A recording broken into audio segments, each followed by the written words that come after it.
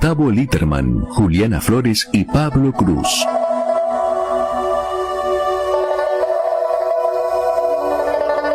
Buenas noches, amigos, amigas.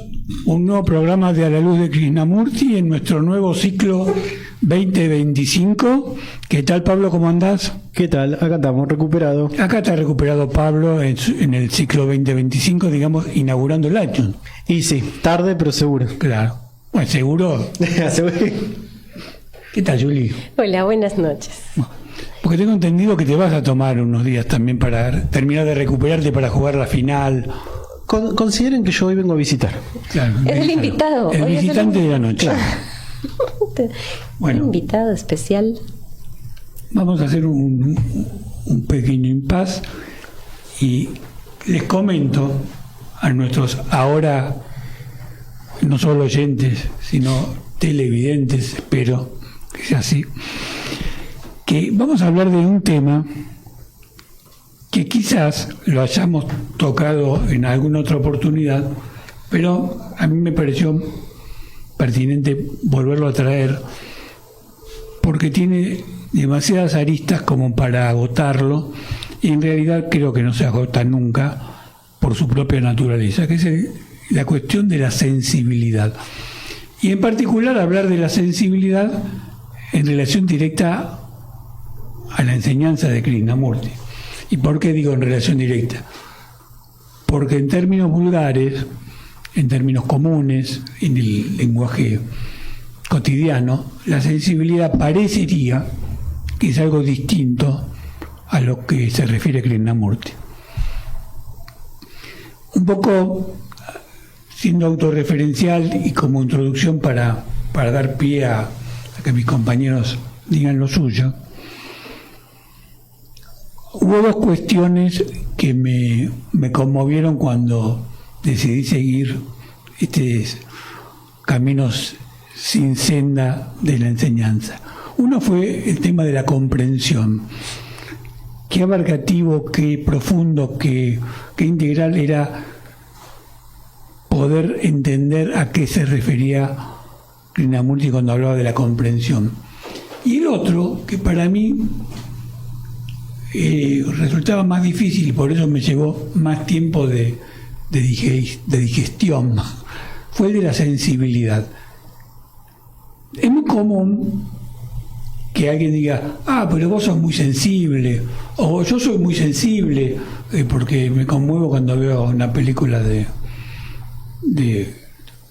amor o romántica, o soy muy sensible porque me decís algo y saltás como leche hervida. Ahora, ¿eso es sensibilidad? Quizás para algunos puede serlo, para otros puede ser irritabilidad, para otros puede ser sentimentalismo, pero lo que sí estoy seguro es que Krishnamurti hablaba de otra cosa cuando hablaba de sensibilidad. Y ahí es cuando tenemos que detenernos, porque comprender justamente a qué se refería es conocer ese hilo que nos va a llevar a muchas otras cosas o muchos otros aspectos de la enseñanza. ¿Y por qué digo que es un hilo que nos va a llevar a muchos aspectos? Porque si uno no capta a través de su sensibilidad, las cosas pasan de largo. Si yo no percibo que vos estás sufriendo mientras estoy siempre haciendo autorreferencias y trato de convencerte de mis virtudes o afianzar mi ego, y vos estás pasando un mal momento y yo no lo puedo comprender, nada de lo que uno pueda hacer intentando una relación auténtica y profunda tiene sentido. Por el contrario, si mi trabajo, en el sentido más amplio del término, es observarte, estar atento, ver, en el sentido más amplio de la palabra, y a partir de eso percibir desde mi sensibilidad, las cosas cambian radicalmente. Y a partir de ese cambio de paradigma, empiezan a ocurrir muchas otras cosas en la vida que tienen una gran riqueza y de las cuales uno realmente puede encarar la comprensión, ver el miedo, ver el condicionamiento, ver y ver. Pero primero hay que despertar, como dice un famoso libro de él, la sensibilidad, que es el arte de ver. Bueno, esta es la pequeña introducción para un poco anunciarle a nuestros televidentes y a nuestros escuchas cuál sería el eje del tema de hoy, y que seguramente nos va a ayudar mucho un par de audios que le pedí a nuestra amiga Claudia que nos grabara, porque también nos va a dar el pie para reflexionar. Así que les doy la palabra a cualquiera de los dos. Me dijo Pablo que no quería hablar mucho hoy, no sé si ya está recuperado. Vamos a ver hasta dónde llego. Bueno, a ver.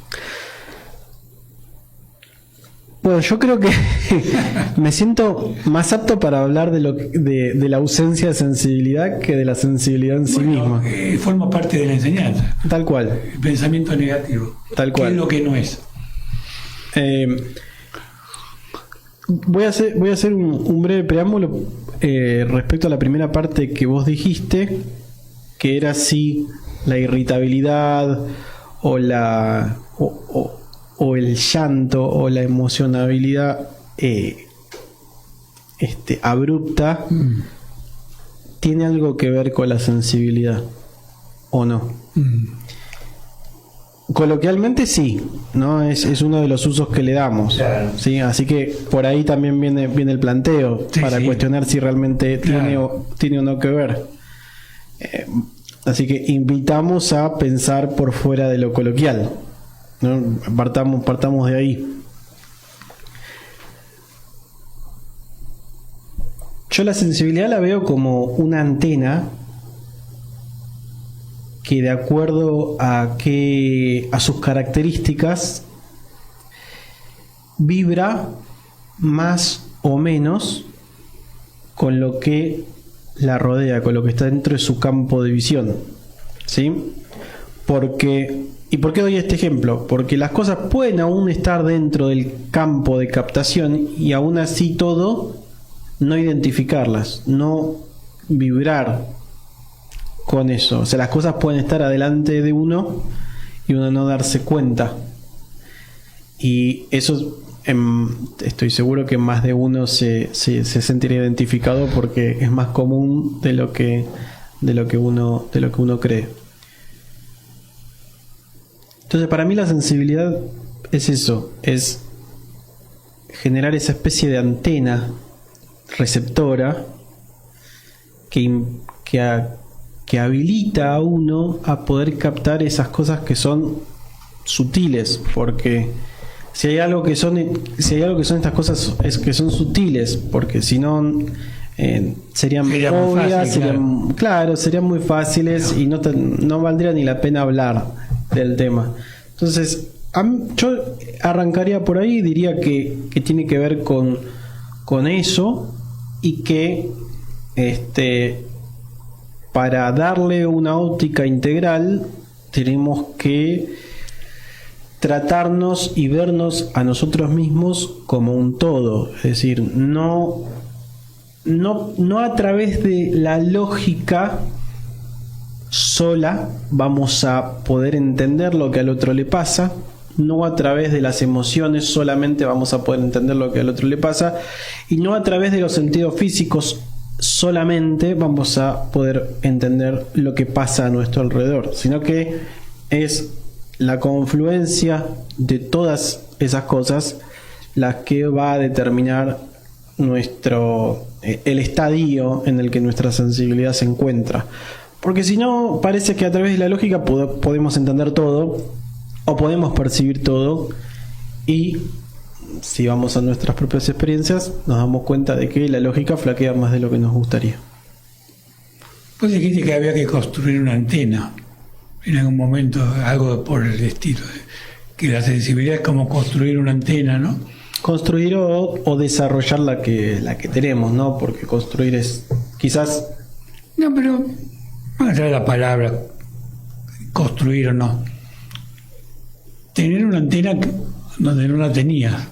O sea, no había antena y en un momento la antena aparece y capta. Ahora, ¿qué tiene que ocurrir para que esa antena empiece a operar, no? Es una pregunta que quizás podamos ir desarrollando en sus respuestas durante el programa. Por ahí tiene que ver con la manera en que lo percibimos. Estaba escuchándolos y estaría importante diferenciar entre la sensibilidad como característica o como capacidad, porque es más una capacidad que una característica que tenemos. Y si lo empezamos a observar de esa manera y a entenderlo, ser sensible o ser capaz como capacidad, poder percibir desde nuestra antena, que somos como una antena. Y me parece que va un poco a cómo nos percibimos, ¿no? ¿Quiénes somos? ¿Qué somos? Hablamos mucho de esto. Y pensaría que está bueno ponerle una palabra un poquito distinta, porque tú estabas hablando de la lógica y estabas hablando de querer entender lo que pasa. Y a lo que más estamos invitando siempre es a observar lo que pasa, porque en la búsqueda del entenderlo gana mucho protagonismo como la mente y la búsqueda de la explicación, y eso nos aleja de la observación. Entonces, si yo comprendo que tengo la capacidad de ser sensible, es diferente a si me paro y digo, ay, soy muy sensible, soy sensible. Entonces me afecta lo que viene, entonces me pasa factura ser sensible. En cambio, si yo tengo la capacidad de la sensibilidad, quiere decir que tengo esa percepción. Puedo sintonizar, puedo comprender y puedo observar. Me parece que ya nos propone desde lugares diferentes el cómo lo comprendemos. Me pareció interesante esa diferenciación que haces, porque también nos permite entender justamente qué diferencia hay entre una persona sensible en el sentido vulgar que estábamos hablando, es decir, alguien que se irrita, claro, porque le decís algo, alguien que reacciona mal porque le molesta lo que está diciendo, respecto a aquel que con una atención pasiva va captando en detalle lo que te pasa sin ser reactivo, ¿no? Hay una diferencia abismal entre esas dos personalidades, pero parecería que ambos se refieren a la sensibilidad. Y a mí me parece que la clave para lograr esa diferencia y para caminar por aquello a lo que Krishnamurti se refiere cuando habla de sensibilidad es el conocimiento propio. Ahí hay otro terreno que acabo de observar, y es cuando es una característica, es algo que está o no está. Yo soy sensible o soy insensible, digamos que la característica es así, pero la capacidad sí es algo trabajable, que se puede observar, desarrollar, claro, que uno se lo puede permitir, que uno puede habitarlo y desde allí entender y observar. Así que me parece que es bien interesante observar la diferencia que hay ahí. Me gustaría agregar algo sobre esto último que dijo Juli, que cuando uno adopta esta voluntad, a falta de una mejor palabra, para tomarse el trabajo de comprender, de prestar atención y comprender o captar aquello que lo rodea, aquello que me rodea, yo veo dos cosas. Una es que tiene que ver como una especie de ausencia de estrategia. Con estrategia me refiero al pensamiento calculando, especulativo. Claro, ¿cómo puedo tomar beneficio de esto en un sentido más material o más físico?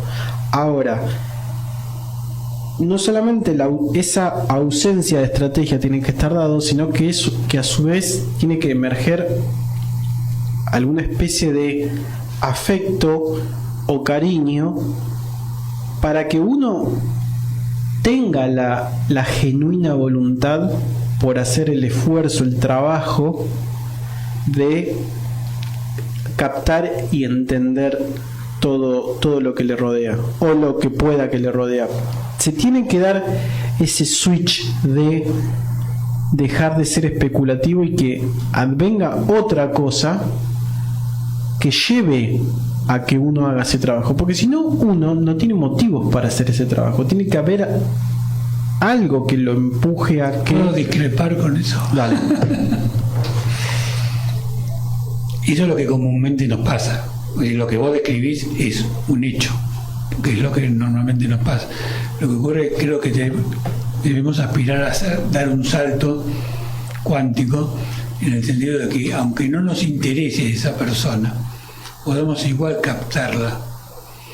Después, ¿qué es lo que vamos a hacer por esa persona o no? Depende de mil factores.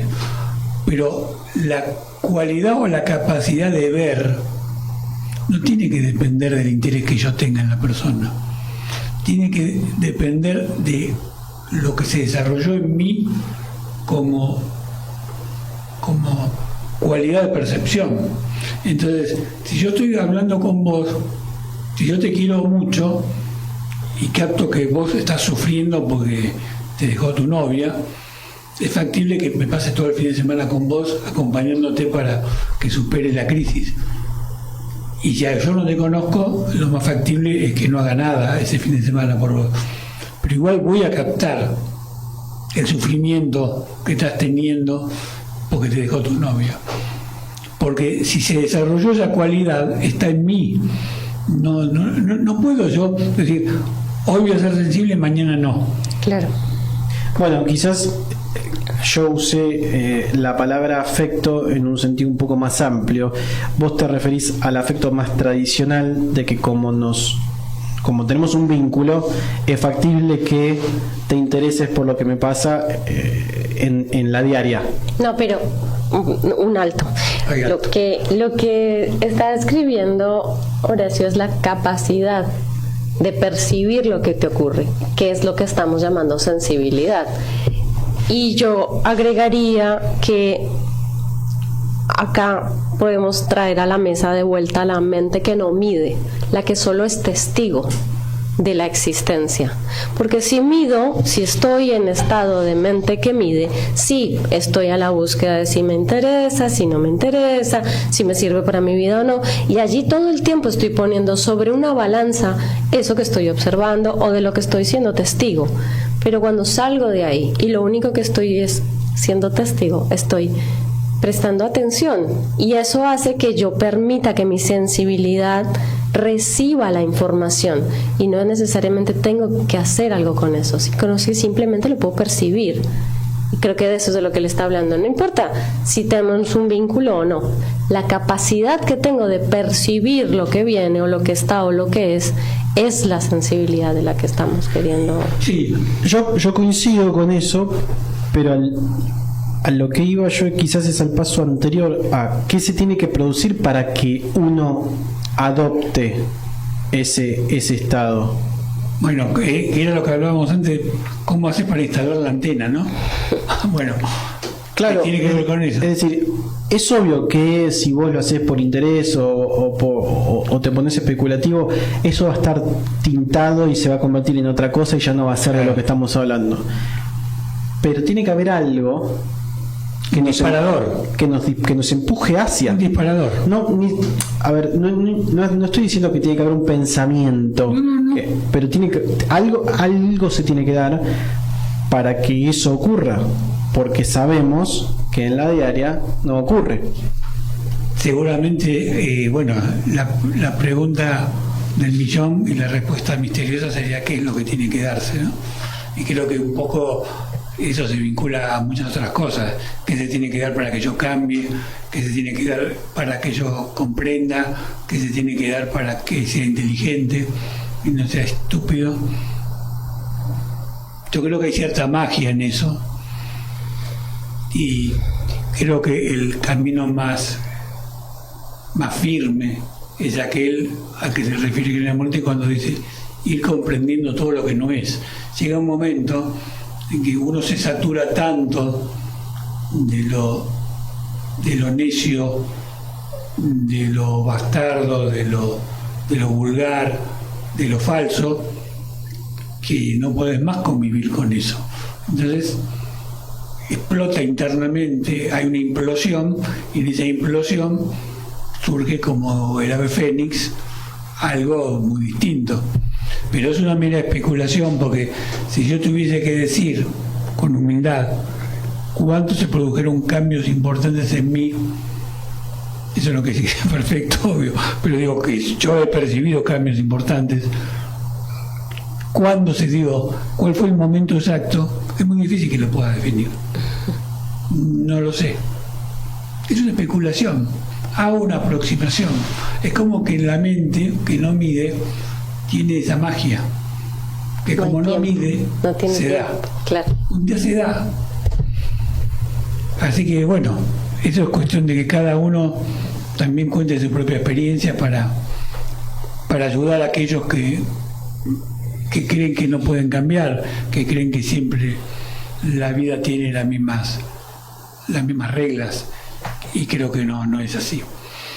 Vamos a tomarnos un descansito escuchando a nuestra amiga Claudia Siak en la primera parte del texto de Krishnamurti, que no habla directamente de la sensibilidad, pero durante estos minutos van a seguramente percibir que tiene mucho que ver con lo que estamos hablando. Así que luego volvemos para reflexionar sobre eso. Gracias.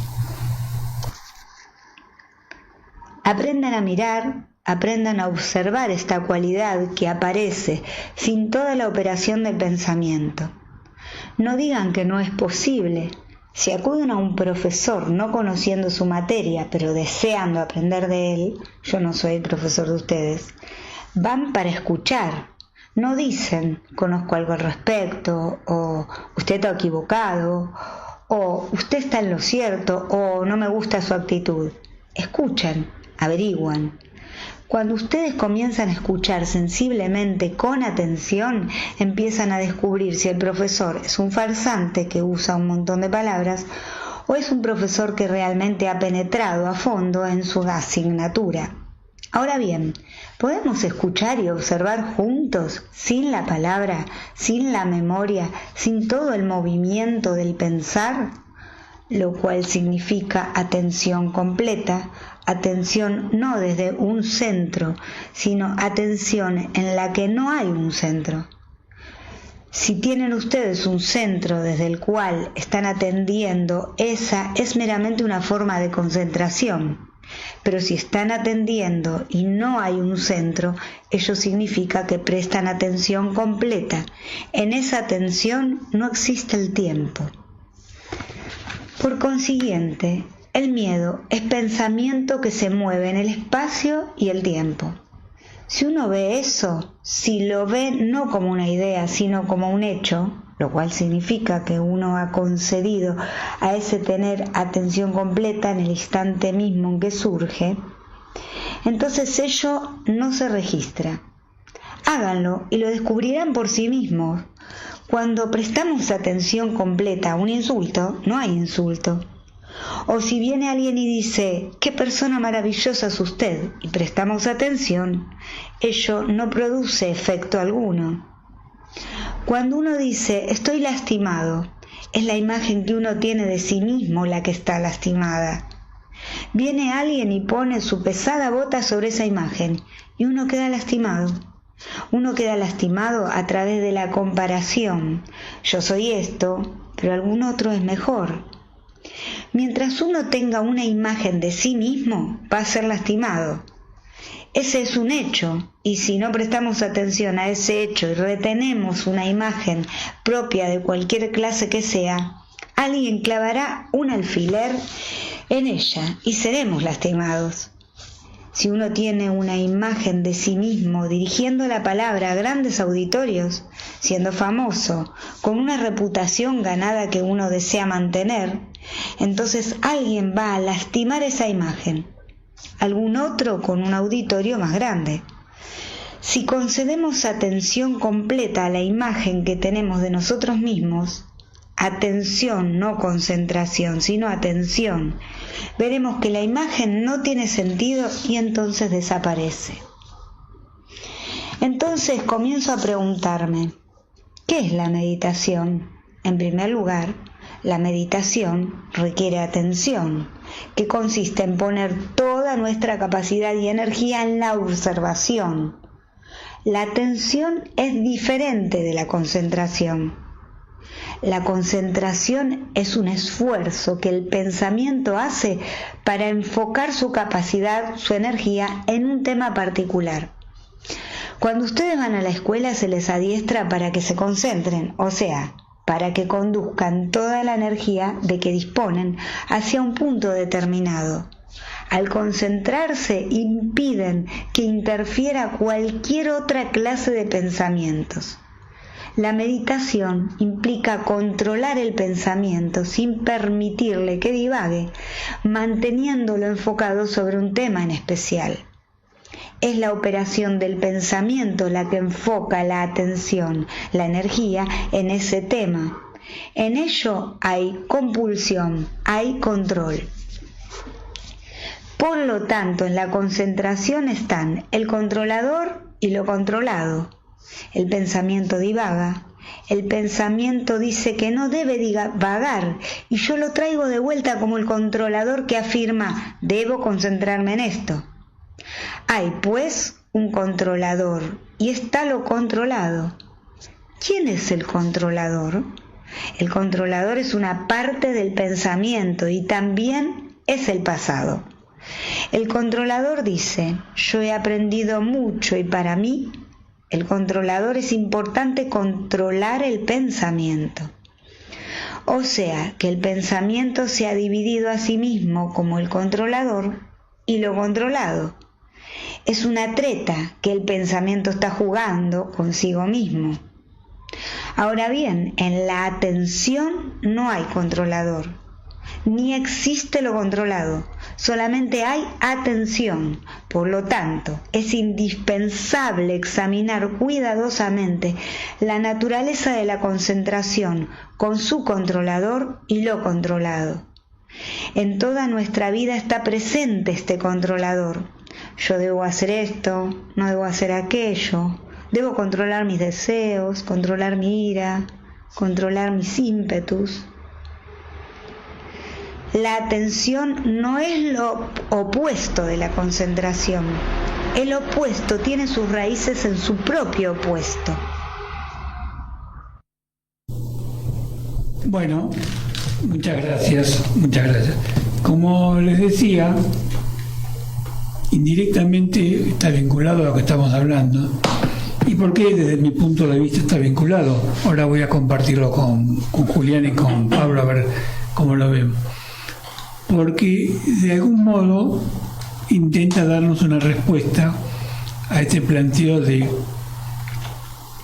cómo es que uno en un momento dado despierta su sensibilidad, cómo es que en un momento uno es distinto y capta lo que hasta ese momento no captaba. Y como hablábamos antes, cómo es que de repente empieza a andar esa antena o que no estaba instalada o que estaba desconectada, ¿no?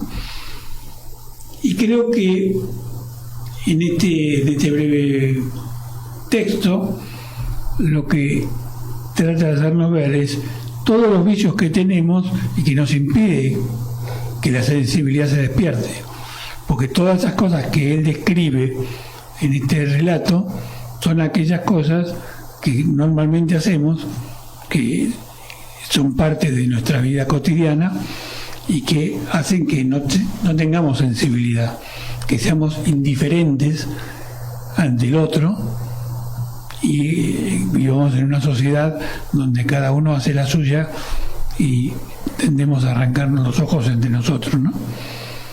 No sé cómo lo ven ustedes, si tienen algo que agregar al respecto. La mirada volcada para afuera es muy cegadora. No puedo escucharme. Si no sé escuchar, no puedo escucharme y no puedo escucharte. Y si no sé observar, no me puedo ver y no te puedo ver. El salto hay como varias maneras. A mí me resulta me parece lindo que siempre está dispuesto ese camino en el que puedo entrar a hacer un cambio, a verme, a entender un poco mi mundo, qué es lo que me va a llevar a cambiar mi mirada de la realidad. Siento que ese camino siempre está dispuesto y que hay muchas maneras de caer en él. Algunos lo hacen a través de sufrimiento y dolor, otros lo hacen por intriga. Siento que siempre está esa posibilidad latente por el hecho de que somos seres sensibles. Es una capacidad que tenemos, está con nosotros, entonces es un botoncito que tocamos y que muchos caminos nos pueden llevar ahí. Después está el automático en el que andamos, pero me parece que la experiencia misma de vida todo el tiempo nos está dando pie para que eso pase. El niño que llora, el hambre que siente nuestro cuerpo, la lluvia tocando nuestra piel cuando caminamos. Estamos sintiendo, nos estamos percatando de algo que ocurre. Eso implica que tenemos esa capacidad. Ahora, como le gusta decir a Pablito, poniéndome en abogado del diablo, somos sensibles, pero ¿tenemos sensibilidad siempre? Es que a eso iba. Es algo que se nos da natural, pero también es algo que desde lo mental lo anulamos, no lo vemos. Yo te iba a decir claro, ese ruido que produce el bloqueo, exacto. Exacto, yo te iba a decir hace un rato que es cuando tú dijiste hacer la antena o tener la antena, es una cuestión de darnos cuenta que somos antena. Y no necesito ir a buscarla, es permitirme darme cuenta que ya lo soy. Claro, quizás sea un juego de palabras, si somos o no somos, o está en potencial y lo podemos desarrollar. Que en la música dice el despertar, ¿no? Sí. Es como que uno está dormido. Entonces, está dormido, igual somos, pero termina siendo algo dialéctico quizás, ¿no? Quizás puedo arrojar un poco de luz al tema. A la luz de... Despertamos a lo que no somos. Es decir, despertar es un darse cuenta de la falsedad que nos estábamos comiendo. A eso es a lo que despertamos. Y me parece que al quitar eso del medio es donde uno deja la vía libre para que otras cosas ocurran. Pero es el ruido, es el primer paso, quizás. Es el ruido al que despertamos, no despertamos otra cosa, porque no es que nos transformamos en otro ser, sino que dejamos de impersonar eso que no somos. Es que a mí me parece importante la elección de las palabras, porque las palabras resultan ser un elixir que construye una imagen y nuestra mente va tras esa imagen porque va a aprender de ella. Entonces, dependiendo de lo que yo le digo, lo construye de una manera o del otro. Entonces, si yo le digo que tengo que ir a buscar una antena, la imagen mental es distinta si yo le digo soy una antena y me puedo conocer y reconocer como tal. Son dos imágenes que construyo distintas dependiendo del relato que está digo. Bien, pero siempre y cuando realmente sea una antena. Y siempre cuando... Si no soy una antena es un problema, porque voy a creer que soy una antena y soy el hipopótamo. No. Entonces es un problema. Es decir, yo estoy de acuerdo en que las palabras tienen una utilidad práctica y es importante elegir las palabras con la dedicación y la sutileza adecuada para transmitir lo que uno quiere transmitir. Pero hay que cuidarse de que la palabra no se convierta más que en un elixir, en un veneno.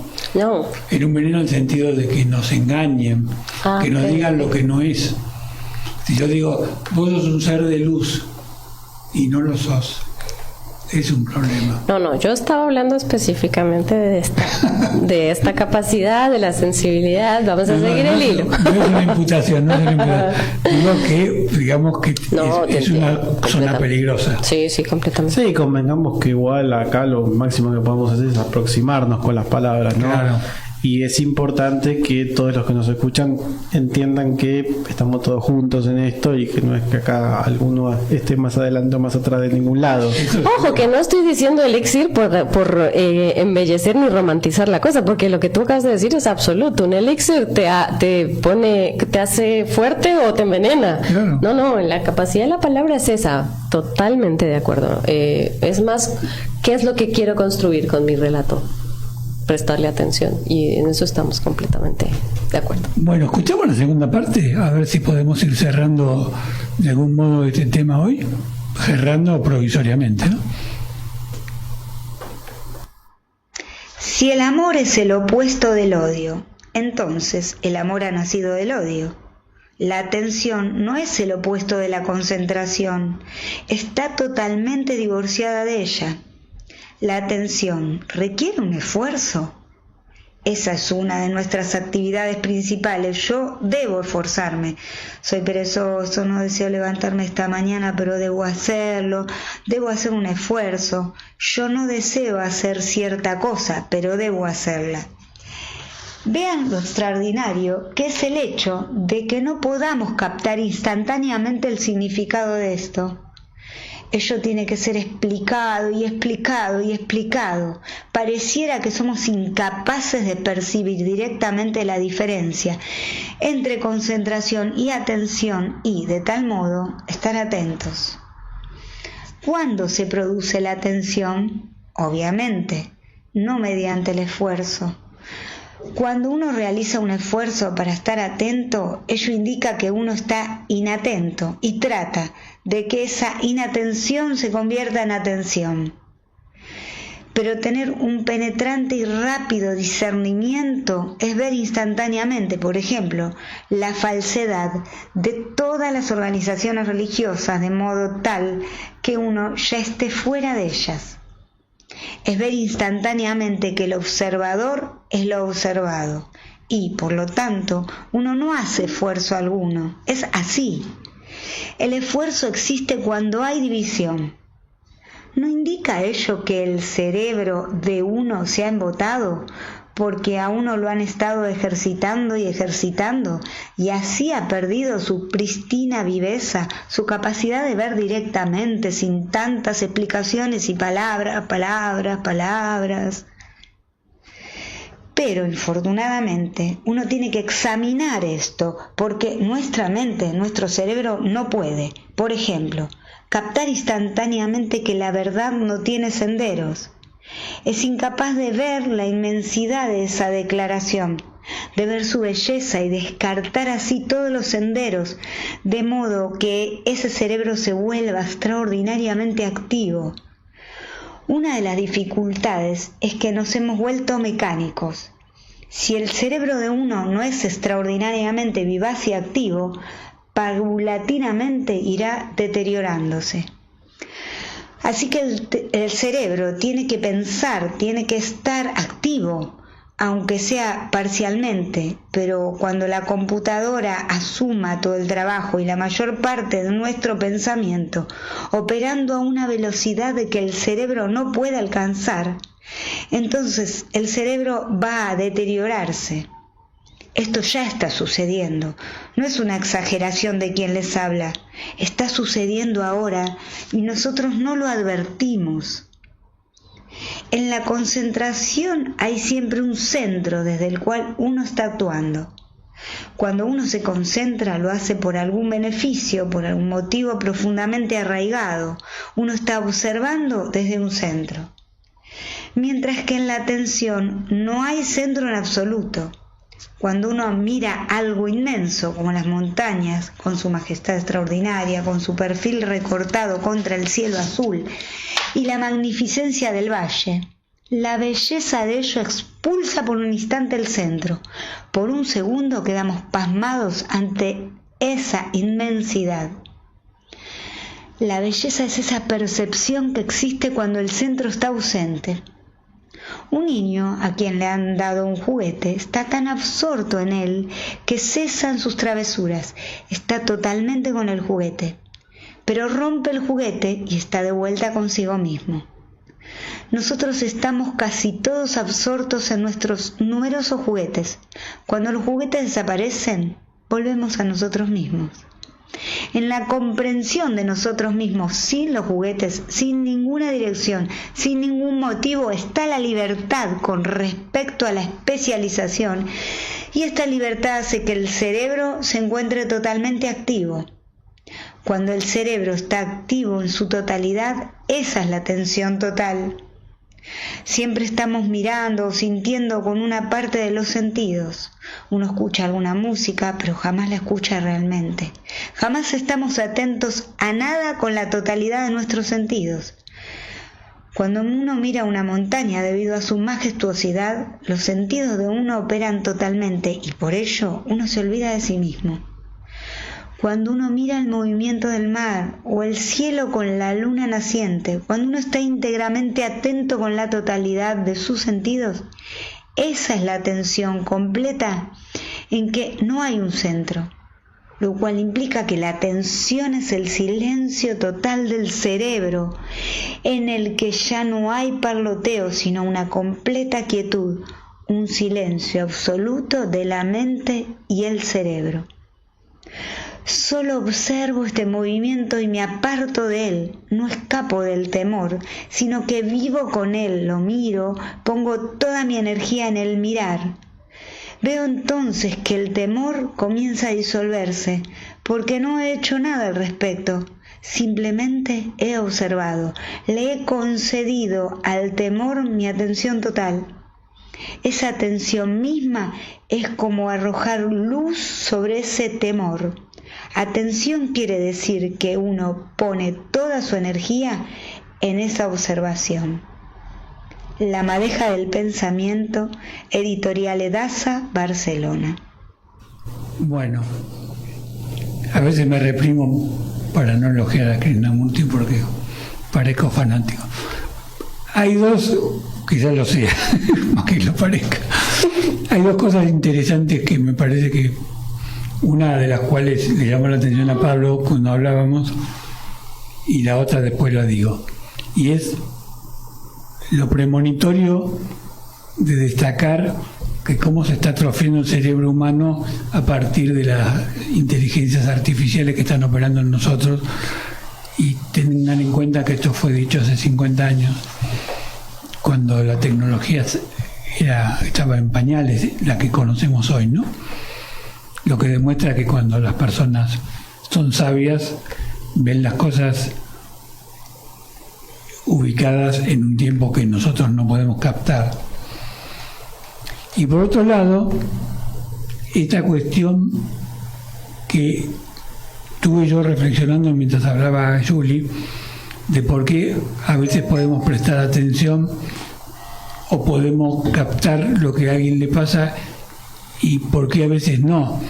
Muchas veces reprochamos a alguien, pero ¿cómo es que no captás lo que me está pasando? Vos vivís en tu termo y no te das cuenta que me está pasando tal cosa, que estoy sufriendo, que tengo esta angustia y a vos no te interesa, bla, bla, es muy común, ¿no? Entonces, no hoy, pero me he preguntado otras veces, y cuando lo escuchaba a Julie se me refrescó este recuerdo. ¿Qué es lo que le pasa a aquel que no capta lo que le pasa al otro? Que es un problema de maldad, de perversión, de egoísmo, quizás de todo un poco, pero quizás tendríamos que tomarnos el trabajo de ir a la raíz de la cuestión. ¿Qué es lo que alguien, o mejor dicho, qué es lo que hace que alguien tenga un muro frente al dolor del otro? ¿Y por qué otro no tiene ese muro? ¿Es un problema moral simplemente? Y me parece que es una buena pregunta como para desarrollarla en estos últimos 12 minutos. La empatía. Tal vez es otra de las capacidades, pero es que es muy amplio lo que acabas de soltar en la mesa. Bueno, hay que apurarse. Tenemos 12 minutos. Puede tener que ver con una cuestión psicológica, puede tener que ver con una cuestión química y puede tener que ver con su educación. Definitivamente no tiene empatía y hay una incapacidad de registro propio. Yo voy a dar, por supuesto que no es la única respuesta, pero una respuesta que creo que es aplicable en algunos aspectos, por supuesto que en otros no, y es que la inmensa mayoría de las personas que no captan lo que al otro le pasa es porque están tan metidos en su propia vida y en sus conflictos que no tienen espacio para dedicarle al otro. Están tan avasallados por su drama ficticio, real, que no tienen el espacio para detenerse y decir, a ver, ¿qué le pasa a Julie? Pero esa pregunta no se la pueden hacer. No se ven, no se están viendo, tal vez se ocupen de...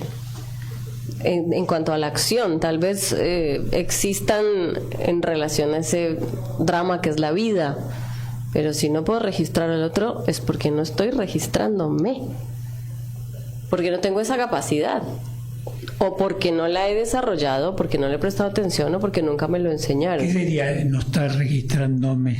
Porque si yo no puedo ver al otro, quiere decir que no estoy haciendo uso de ese mecanismo. Registrar al otro, verlo, saber que está ahí y que le pasan cosas. Ese movimiento, para poder hacerlo, lo tengo que saber hacer conmigo. Entonces tú dices, están muy envueltos en su ¿cómo dijiste? Me acuerdo, en su mambo. En su mambo. Estarán absortos en ese drama, pero no en poder, no se ven como no seres. Se ven en el sentido más profundo del término, claro. No entienden que lo que están es viviendo en drama o en caos, que ya hemos hablado de esto. La vida siempre es un montón de cosas ocurriendo, pero más allá de lo que sea que a uno le pase, el otro existe. Pero si yo no me detengo a ver que soy un ser sintiente, pensante, que tengo un cuerpo, que tengo una mente, que tengo una existencia, pues tampoco voy a registrar la del otro. Claro, lo que seguramente ocurre es que esa persona se construyó algo artificial y sufre a partir de la artificialidad que tiene autoconstruida. Y obviamente que no puede salir de ese mundo porque es un mundo artificial y por lo tanto es como un prisionero en una isla donde hay paredes invisibles de las cuales no puede salir.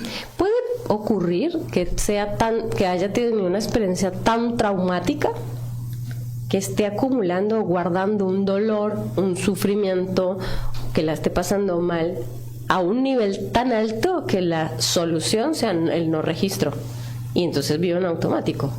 ¿El no registro del otro? El no registro ni el propio, porque es el propio. Siempre para poder hacer el movimiento hacia el otro hay que hacer el propio, porque seguro. Es la capacidad de la que estamos acá hablando, es poder ver. Para poder verte necesito saber verme o poder verme. Entonces tal vez mi experiencia ha sido tan traumática, tan dolorosa, porque me parece difícil que una persona que no registra al otro esté bien consigo misma. Seguro que es un movimiento que es como equivalente hacia afuera y hacia adentro. Entonces me parece muy difícil que sí ocurra una cosa y no ocurra la otra. Por eso digo, debe haber condiciones, experiencias, situaciones psicológicas que llevaron a esa persona a anular de esa manera esa capacidad. Posiblemente. ¿Vos cómo lo ves, Pablo, eso? Coincido bastante con lo que ustedes expusieron y me quedé pensando en el ejemplo que viste al principio de esa falta de espacio, ¿no? que hace que uno no se pueda permitir siquiera pensar en otra cosa. Y estaba tratando de hacer el ejemplo con mi vida mientras ustedes hablaban y llevarlo, ¿no?, a lo que yo siento en la diaria, de qué es lo que me lleva a mí a no registrar al otro.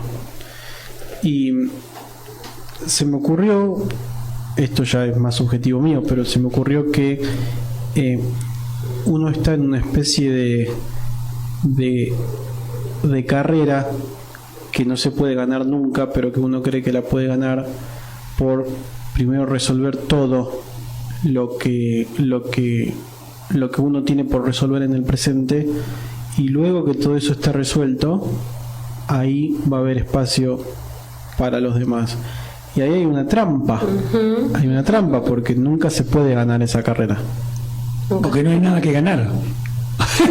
Porque ese es el tema. ¿No? Claro. Pero digo, no hay carrera que ganar, ese es el tema que no entendemos. Aunque no sea una carrera que haya que ganar, nunca se puede llegar a ese estado en el que en el presente todo está resuelto. Claro. Que todo está atendido. ¿No? Claro. Es decir, un poco volviendo al punto de partida, nos construimos algo que es falso, entonces obviamente la frustración va a ser permanente y siempre voy a estar ocupado en intentar llegar a ese punto al que nunca voy a llegar. Entonces, si no comprendo esa lógica perversa, nunca voy a poder cortar el circuito. Es así. Entonces, el día que entiendo la lógica perversa, lo corto, y ahí es como que me vacío, y a partir de que me vacío, puedo empezar a ver. Pero hasta que yo no me vacío de todas esas vituallas inservibles, no voy a poder ver nada. Por eso, y traía un poco a colación el ejemplo, porque a mí me ha ocurrido en la práctica que he visto que la mayoría de las personas que no ven ni el colectivo que pasa, están siempre absortos en un mundo que se construyeron y que creen que es el mundo más complejo, más difícil que enfrentar en la existencia, que es el de ellos mismos. Porque lo construyeron así. Entonces, están apabullados por su propia fantasía. Creo que por ahí pasa, ¿no? El tema de la sensibilidad es un tema muy complejo. Creo que es muy interesante abordarlo como lo estuvimos abordando hoy, y me parece también que nos ayuda a hacer, en la medida que esa sensibilidad se desarrolla, ser más amorosos con los demás. Porque si uno desarrolla la sensibilidad, se da cuenta de un par de cosas que son básicas, pero que muchas veces se nos pasan desapercibidas. Una es que la gente es como puede. Y eso que parecería obvio, no es tan obvio, porque en la práctica estamos permanentemente juzgando. Entonces, si yo estoy permanentemente juzgando, no parto de la idea de que la gente es como puede, sino que aquel es así porque quiso ser así y lo hace porque me quiere joder, o porque es un ignorante, o porque es una bestia, pero no es que es así porque no puede ser de otra forma. Si yo comprendo que esa persona es así, y no por eso justificarlo, sino ir a la raíz del mecanismo, que es así porque no puede ser de otra forma, quizás lo pueda ayudar. No digo que lo vaya a ayudar, pero quizás sí, quizás le pueda dar una mano de amor, quizás un poco de cariño, que fue por ahí lo que lo llevó a estar obnubilado, de ser un resentido o una resentida, de ser una persona llena de rencor, de odio, de rechazo a los demás. Claro, porque tampoco está el caer en la trampa de, empatizo resolviéndote tu situación. No, seguro que no. Que es uno de los tantos matices en los que caemos, ¿no? Seguro que empezás a ser maestro Ciruela. A mí me encanta esa imagen de Krishnamurti cuando venían y le transmitían los dramas más grandes, y Krishnamurti, en vez de darle consejos, solo le daba la mano y lo miraba a los ojos. Te iba a decir eso, si yo voy a la mente que no mide, te observo, solo te observo, y ya no estoy en la búsqueda de si me vas a resolver o si te voy a resolver. Solamente cuando todo eso se cae, solamente queda la pureza de quién estás siendo tú, quién estoy siendo yo, y cuánto de eso se puede encontrar en el medio entre tú y yo, porque damos y recibimos en una reciprocidad. Entonces me parece que se cae todo lo que no es y queda Lo que sí seguro que tenemos que es amor, tenemos la Claro. capacidad de amor Claro. que está seguramente dormida, ¿no? Así que bueno, terminamos un poquito hablando de amor, que no es el amor romántico, sino que es algo mucho más profundo. Aunque el amor romántico también me gusta a mí, algún bolerito, de vez en cuando me escucho. Viene bien, viene bien. Bueno, nos encontramos el próximo martes. Hasta luego y muchas gracias. Buenas noches. Buena semana. A la luz de Krishnamurti, mi único interés es hacer que los hombres sean absolutamente